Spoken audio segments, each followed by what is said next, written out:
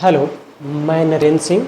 आज हम लोग हिंदू लॉ में एक इम्पॉर्टेंट टॉपिक है, हु इज़ हिंदू, हिंदू कौन है, इस पे हम चर्चा करेंगे कि according to Hindu law Hindu कौन हो सकता है। इसके बारे में कुछ प्रोविजंस दिए गए हैं हिंदू लॉ के अकॉर्डिंग। जैसे कुछ टॉपिक हैं जिसमें आप कह सकते हैं कि अगर ये सारे कंडीशन उसमें हैं तो वो हिंदू होंगे। कौन कौन से कंडीशन है? जैसे पहला कंडीशन है persons whose parents are Hindu, यानी कि आप इसको कह सकते हैं कि ऐसा व्यक्ति जिसके माता पिता हिंदू हैं वह हिंदू हो सकता है। तो इसको आप बाय बर्थ भी कह सकते हैं, बाय बर्थ हिंदू होते हैं। यानी कि अगर एक ऐसा व्यक्ति है जिसके माता पिता हिंदू हैं तो वह हिंदू माना जाएगा। इसमें कुछ और भी कंडीशन हम देख सकते हैं, जैसे कि अगर एक ऐसा व्यक्ति है जिसके माता पिता हिंदू हैं तो वह हिंदू हो जाएगा, बाय बर्थ हिंदू होगा। इसके साथ साथ अगर माता और पिता दोनों में से कोई एक हिंदू है तो वह हिंदू होगा, या माता या पिता दोनों में से कोई एक व्यक्ति हिंदू है और ऐसे व्यक्ति का पालन पोषण हिंदू रीति रिवाज से हुआ है तो वह हिंदू माना जाएगा।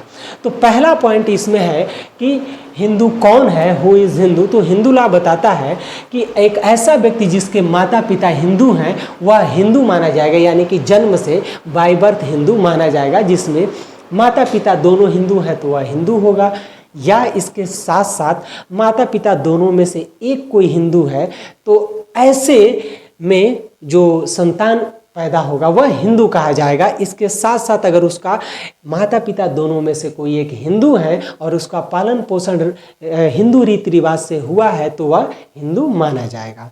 दूसरे पॉइंट पे बात करते हैं। दूसरा पॉइंट है persons who are Buddha Jain Sikh, यानी कि ऐसे व्यक्ति जो बौद्ध जैन सिख हैं वह हिंदू माने जाते हैं। यानी कि इसके साथ साथ कि एक ऐसा व्यक्ति जो बाय बर्थ हिंदू है।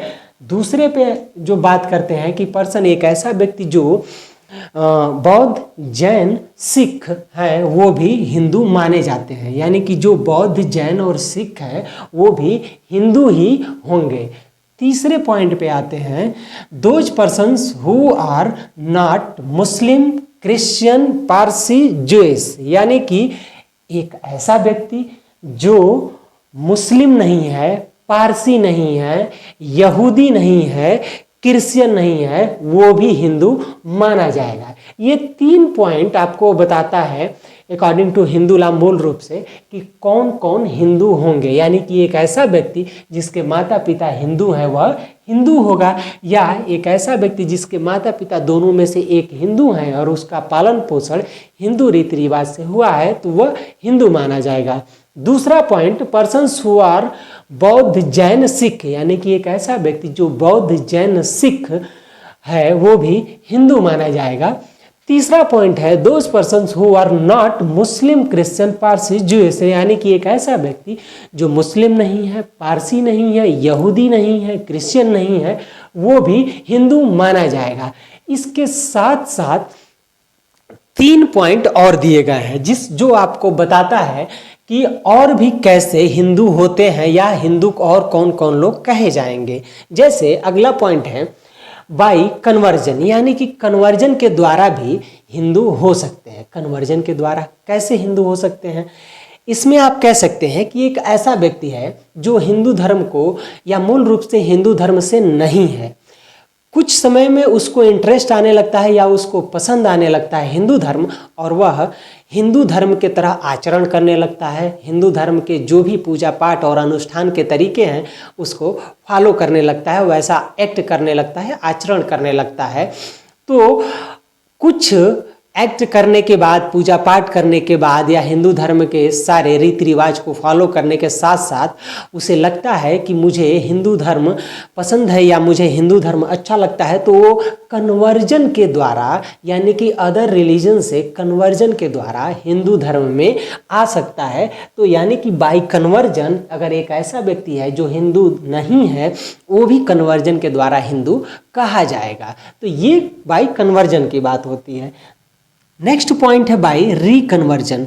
रिकन्वर्जन क्या होता है? जैसे मान लीजिए एक ऐसा व्यक्ति है जो पहले हिंदू धर्म में है, वो कन्वर्जन के द्वारा किसी अदर रिलीजन में चला जाता है, फिर वो वहां से भी कन्वर्जन करके हिंदू धर्म में आना चाहता है। यानी कि एक ऐसा व्यक्ति जो हिंदू है या हिंदू धर्म से कन्वर्जन करके किसी अदर रिलीजन में जाता है और फिर वह कन्वर्जन के द्वारा हिंदू धर्म में आना चाहता है, तो कन्वर्जन के द्वारा वो अदर रिलीजन में जाता है, हिंदू के बाद जो कन्वर्जन के द्वारा अदर रिलीजन में जाता है, फिर रिकन्वर्जन के द्वारा वह हिंदू रिलीजन में आना चाहता है, तो इसी को रिकन्वर्जन कहते हैं। यानी कि पहले एक ऐसा व्यक्ति जो हिंदू है, हिंदू धर्म से अदर रिलीजन में जाता है कन्वर्जन के द्वारा, फिर वहां से रिकन्वर्जन के द्वारा हिंदू धर्म में आता है, तो इस तरीके से वह रिकन्वर्जन के द्वारा हिंदू हो जाता है। तो ये कन्वर्जन और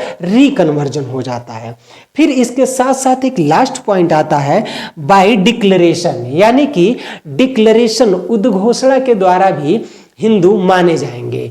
इसका कहने का मतलब है कि एक ऐसा व्यक्ति है जो हिंदू धर्म का पालन करता है, हिंदू धर्म के रीति रिवाजों को मानता है, उसके अनुसार अपना आचरण करता है, तो वह उद्घोषणा के द्वारा भी हिंदू हो सकता है। यानी कि वह अगर उद्घोषणा करता है कि आज से मैं हिंदू हूं, तो वह हिंदू माना जाएगा। इसमें एक केस आता है मोहनदास वर्सेस देवदासन बोर्ड का। मोहनदास वर्सेस देवदासन बोर्ड में यही बताया गया है कि एक ऐसा व्यक्ति जो हिंदू के बतौर हिंदू के जैसे रहता है या हिंदू धर्म का पालन पोषण करता है या हिंदू धर्म के जैसे अपने एक्ट आचरण करता है, तो वह इसका तात्पर्य यह है कि वह हिंदू धर्म डिक्लेरेशन के द्वारा या जिस दिन से वह घोषणा करता है, उद्घोषणा करता है कि आज से मैं हिंदू हूं, तो बाय डिक्लेरेशन भी वह हिंदू माना जाता है। तो ये पॉइंट था आपके पास हु इज हिंदू, जिसमें आपने देखा कि बाय बर्थ यानी कि पेरेंट्स हुज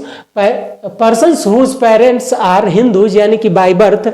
दूसरा पॉइंट था persons whose are Buddha Jain Sikh, और those person who are not Muslim Christian Parsi Jewish, या बाय कन्वर्जन, बाय रिकन्वर्जन और बाय डिक्लेरेशन। तो ये 6 प्रकार के तरीके बताए गए हैं हिंदू लॉ में, जिससे बताया जाता है कि हिंदू कौन है। Thank you.